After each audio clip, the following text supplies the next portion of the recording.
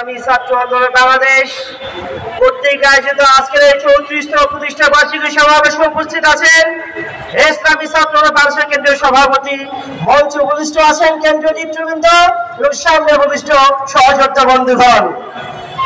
আপনারা সকলেই অবগত আছেন এই 54 বছর ইতিহাসে ইসলামী ছাত্র আন্দোলন বাংলাদেশের 34তম বছরে পথ চলা।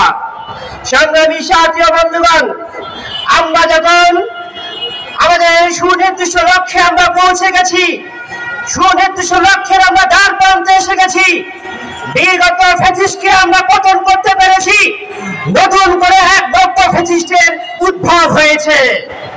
এই নব্য ফ্যাসিস্ট আমার বাংলার মানচিত্র দিয়ে ষড়যন্ত্র করতেছে। সংগ্রামী সাথী বন্ধুগণ, বাংলার মানচিত্রে শহুরের চোখ পড়েছে। ইসলামী ছাত্র আন্দোলন বাংলাদেশ এই শহুরের চোখ পড়তে ফেলে দিবে।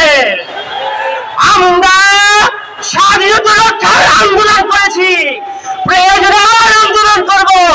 আমরা এই স্বাধীনতা রক্ষা করে চলবো ইনশাআল্লাহ। আসসালামু আলাইকুম।